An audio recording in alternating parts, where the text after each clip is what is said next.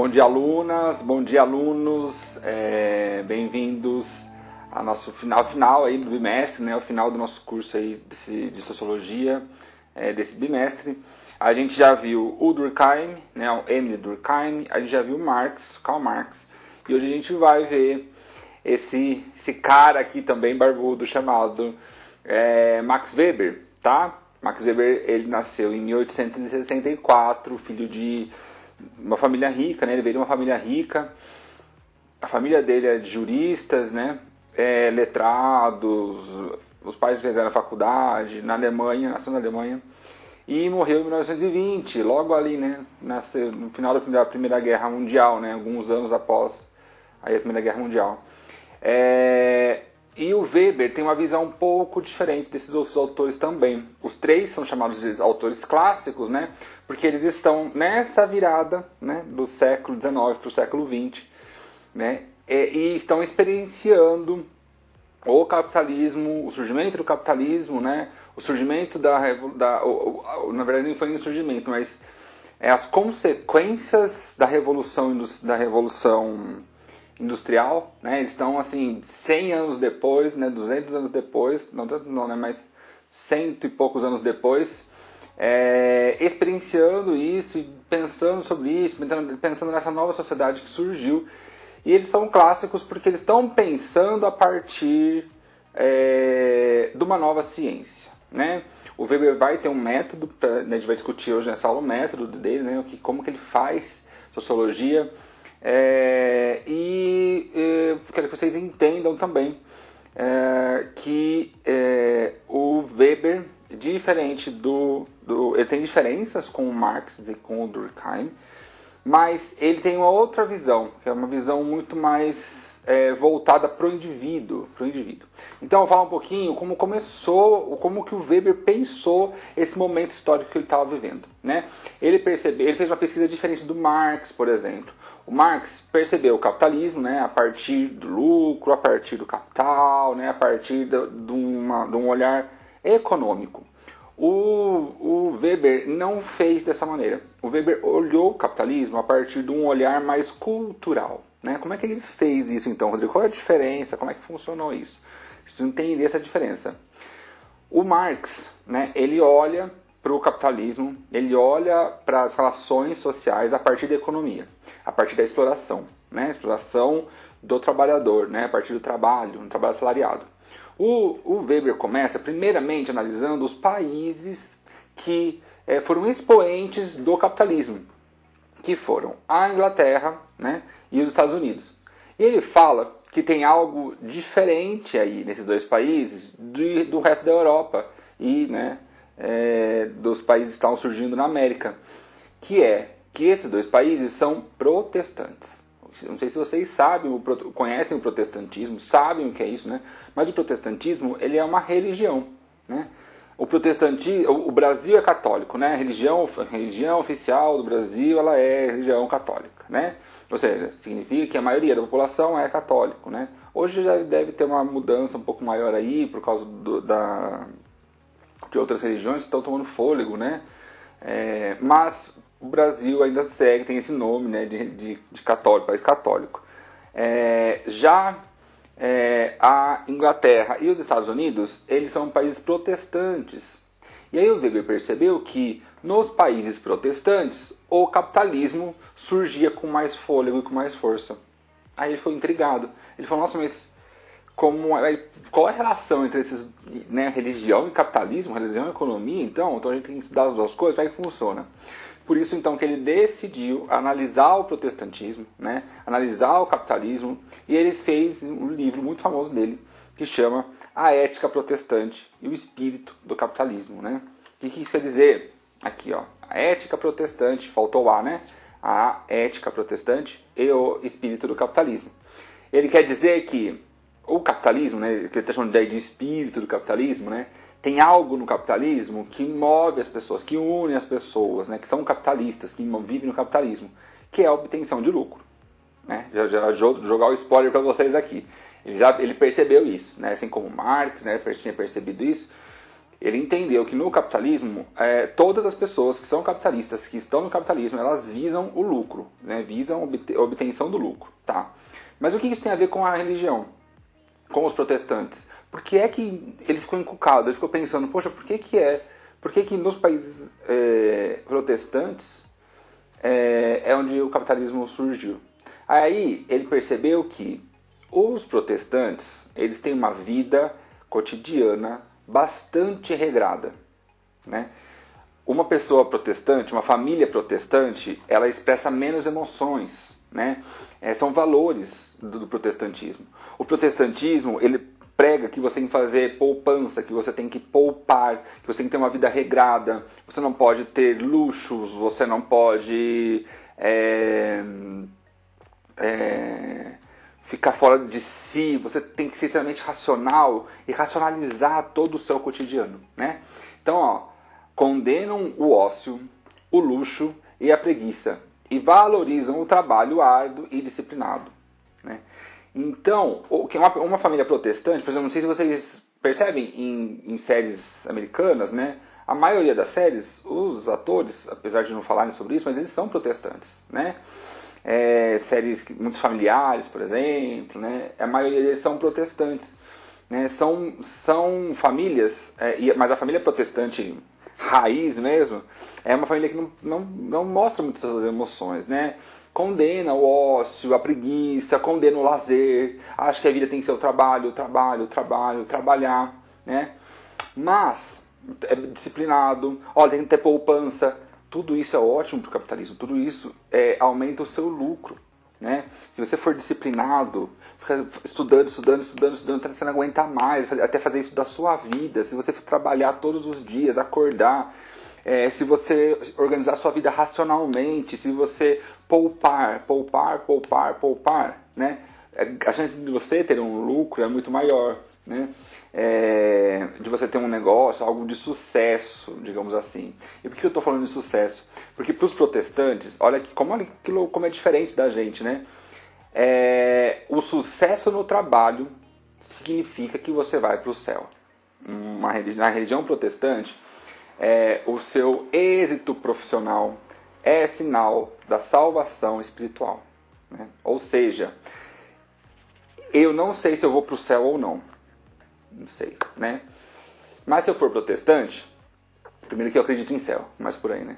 Protestante acredita numa salvação divina, né? Espiritual. Mas na igreja católica, por exemplo, não tem como você saber se você vai para o céu ou não, né?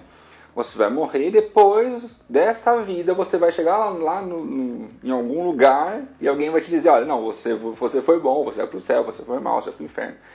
O protestantismo é diferente, ele não faz dessa maneira. O protestante, ele entende que no seu cotidiano, se você for regrado, disciplinado, trabalhar o tempo inteiro, não ficar no ócio, não ter lazer, né?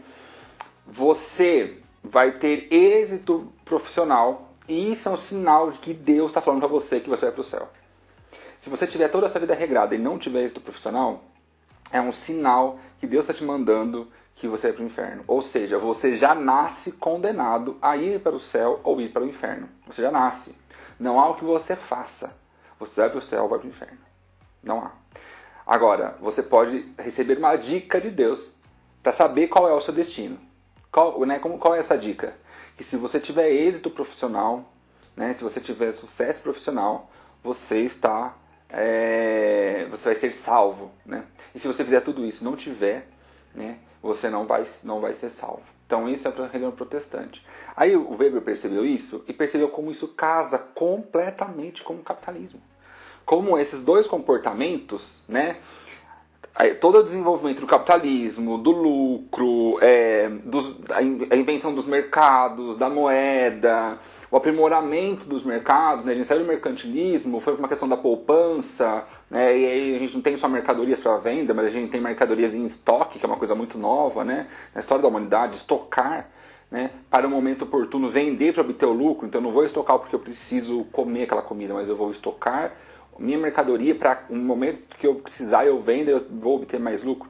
Então tudo isso são formas econômicas que foram desenvolvidas no decorrer dos séculos aí, né?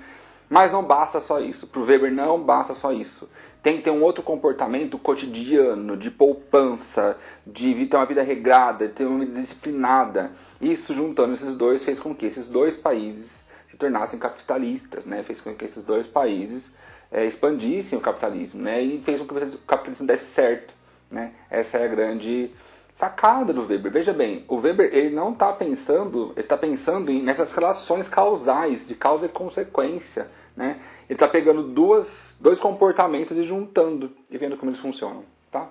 Então, esse livro é super legal porque ele começa, é o livro, né, que ele faz ciência, né, ciências sociais, a sociologia mesmo. Ele analisa grandes grupos sociais, ele analisa dois países a partir desses grupos dos capitalistas e percebe como a religião deles foi importante para implementar o capitalismo.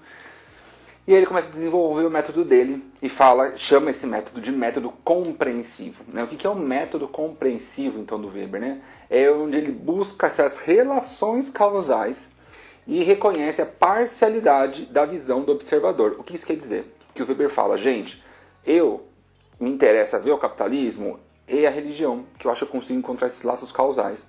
Mas uma outra pessoa poderia fazer outra pesquisa e encontrar, sei lá, qual é o papel, sei lá, de outra parte cultural na economia, entendeu? Eu vou estudar um capitalista, mas não a partir da religião, mas a partir, sei lá, da moralidade dele.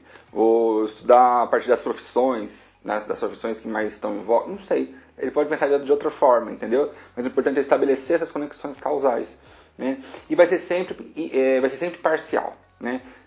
Não tem duas pesquisas iguais, porque não tem duas pessoas fazendo pesquisas iguais. Mas não quer dizer que ela não seja válida. Deu para entender? Vou falar de novo. Ele tenta buscar uma explicação para a realidade. Ele não tenta buscar uma explicação como o Durkheim objetiva. Muito pelo contrário, ele fala, não, Durkheim, você pode até fazer pesquisa desse jeito, mas eu quero fazer de outro jeito. Eu estou preocupado em trazer a subjetividade, né? Aquilo que é subjetivo do mundo. Os desejos das pessoas, né? Algo que é íntimo dela, né? Como a religião, por exemplo, né? Então ele vai tentar conectar isso, né? Só que essa conexão é feita de forma racional. Aí sim, né? Tem todo um método e tudo, que a gente já viu, o método científico. Mas veja, ele não está analisando só aquilo que é objetivo. Ele também quer entender a parte subjetiva e mais individual. Veja, o Durkheim está analisando só a função dos grupos sociais na sociedade, né? Então, por isso que ele é funcionalista. O método do Durkheim é funcionalista, né? Já o método do Weber é o contrário. Ele vai analisar aquelas ações das pessoas específicas, né? Aqueles grupos sociais, mas a subjetividade, por isso eu coloquei, né? Tenta compreender e interpretar a sociedade a partir da realidade subjetiva, né? Então, a partir dessa subjetividade, ele vai tentar bolar um esquema, bolar uma forma de explicar grandes mudanças sociais. Esse esquema, ele vai chamar de tipo ideal. O que isso quer dizer? Vou dar um exemplo prático para vocês, que vocês vão me entender. Como é caracterizado um país capitalista? Como é caracterizado uma pessoa capitalista, né? Vamos pensar um exemplo mais próximo. Como é caracterizado um aluno do Cefet, né? Um aluno do Cefet, ele não é qualquer aluno, né? Ele não tem qualquer idade, ele não tem vem de qualquer lugar do mundo, ele vem de um lugar específico, tem uma idade específica, né? Tem um número também de meninos e meninas normalmente mais ou menos parecido, né? E aí também a gente já começa a selecionar. Então o Durkheim faria isso, né? Ele vai ser todo lá. Idade, talvez até ele me disse o peso das pessoas, o Durkheim. O tamanho delas, se é masculino, se é menino ou se é menina, de qual região do mundo elas vêm, ele vai fazer tudo isso. O Weber fala, ok, a gente pode fazer também, mas eu quero saber além, né? Eu quero saber como essas pessoas pensam, né? O que é importante estar ali, quais são os valores importantes que elas carregam, né? Aí ele vai perceber que tem alguns valores que vão se repetindo, né? Algumas características, alguma forma de pensar que se repetem, ou em alguns grupos já começam a surgir alguns subgrupos, né? Tem uns que pensam assim, outros que pensam assim, sabe? Isso é importante para eles. Por que eles passaram no Cefet? Porque é importante para a carreira futura, enfim, não sei. Mas vai chegar no final, você vai ter um aluno mais ou menos do Cefet. Que talvez se você perguntar para alguém que não estuda o Cefet, ou não conhece ninguém no Cefet, mas sei lá, alguém de Araxá, por exemplo, como você acha que é um aluno do Cefet? talvez ela possa até falar uma coisa parecida com isso, né? Então o Weber fala que ele chama isso de tipo ideal. Quer dizer, é ideal porque ele vai criar um tipo, vai tipificar os alunos do Cefet, vamos pensar assim, né? A partir do que pensam, o que fazem, onde comem, como vivem, né? Ele vai tipificar, vai colocar um tipo, né? Vai dizer como que é a cabeça de vocês. Mas talvez ninguém do Cefet se encaixe perfeitamente, né? Ele vai criar um modelo que o aluno do Cefet faz isso. Vamos supor, se eu fosse weberiano, eu falei, todos os alunos do Cefet, com certeza, adoram estar no Cefet, estudam das 8 às 8 da noite, estudam com prazer de estudar. Tudo bem, talvez eu esteja sendo irônico, mas vocês estão entendendo quais são os desejos, ele vai juntando isso. E aí ele vai criando um tipo ideal, que talvez nem todo mundo se encaixe nisso, né? Sei lá, tipo, os alunos do Cefet, eles estão em EAD. Então, como é o aluno do Cefet, né, no EAD? Todos eles têm que assistir a aula online. Ok, todos estão assistindo, né? Mas ele vai colocando várias características que talvez nem todo mundo, que talvez cada um específico não se encaixe perfeitamente ali. Mas tem muitas características que se encaixam. Então é ideal por quê? Porque eu vou criar um modelo, um aluno do Cefet, que talvez ele não exista mesmo na realidade. Você nunca vai ver ele. Mas esse modelo, a maioria se encaixa bem próximo dele, está quase ali. Ele é mais ou menos, eu não estudo muito tanto não, Rodrigo, mas eu sou obrigado a estudar, mas eu não estudo, né? Não, eu sou obrigado a estudar, eu estudo muito, né? Então, eles chamam isso de tipo ideal. Então, o método compreensivo, né, visa entender essa realidade subjetiva, né? Propõe relações causais, mas também parciais, né? Vai de acordo com quem vê, qual é o olhar que quer ver. Eu quero saber como que os alunos do Cefet se relacionam com alimentação. O que eles acham da alimentação saudável? Vamos supor. Não, quero falar com os alunos do Cefet questão do racismo. O que eles acham do racismo? Não, quero falar com os alunos do Cefet com relação ao Brasil. Qual a opinião deles? Né? Então eu vou fazendo tipos e talvez, né, eu vou criando formas de como essas pessoas, esses grupos sociais, esses países, essas coisas maiores são na realidade, e é por isso que a sociologia, né? O Ética Protestante e Espírito do Capitalismo, ele juntou duas formas de ver o mundo, né? O capitalista, o econômico, né? E o religioso, o protestante, né? E ele viu como isso dá uma liga muito forte, né? Então, para finalizar, a gente diz que o Durkheim, né, diferentemente do Durkheim, fazendo essa relação, o Durkheim, quando estava pensando só a sociedade, o Weber está pensando no indivíduo, né? Lembra que eu falei lá no começo, a relação entre indivíduo e sociedade, para a sociologia é super importante? O Durkheim está muito vendo a sociedade. Os indivíduos têm que fazer parte da sociedade, das regras da sociedade. Se eles não fizerem, a sociedade entra em caos, é uma anomia. O Weber está ao contrário. Ele está vendo como os indivíduos agem no dia a dia, né? E para isso ele chama, né, ele começa a perceber que tem ações que são ações sociais, né? Então tem ações que a gente faz no nosso cotidiano que, por exemplo, eu fico com febre. Talvez eu possa estar numa casa que todo mundo fique com febre. Mas eu não vou ficar com febre porque meu pai ficou com febre. Eu fico com febre porque talvez nós comemos uma comida parecida ou estragada, ou todo mundo tomou chuva, não sei, né? Mas aí não seria uma ação social, né? Uma ação do meu corpo, seria uma ação biológica, né? Uma ação social é aquilo que eu faço sempre pensando no outro, né? Sempre pensando no outro, mas com um sentido para mim, né? Um sentido subjetivo, né?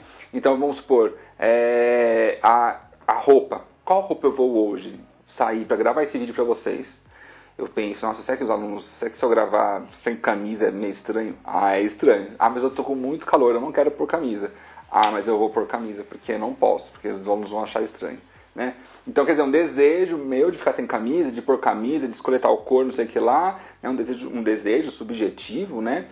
Que tem uma finalidade, tem um objetivo, não vou passar um vídeo, quero um vídeo dessa maneira, mas sempre orientada, pensando nos outros, né? E esse outro pode nem existir, pode ser que ninguém veja meu vídeo, pode ser que eu esteja falando sozinho aqui, ou pode ser que eu esteja falando para uma única pessoa, que é você que está me assistindo, e agradeço muito.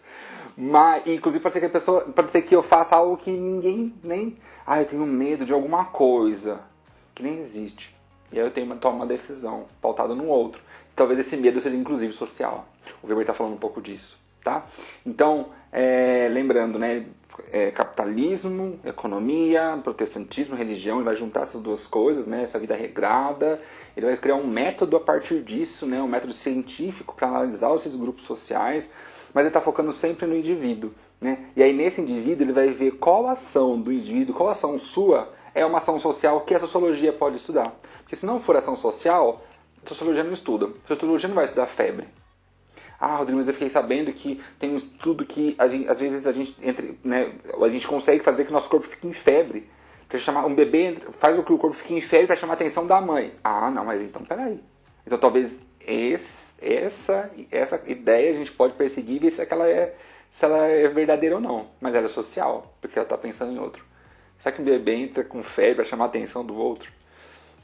Não sei se isso acontece na realidade, mas isso seria uma ação social e algo específico da sociologia.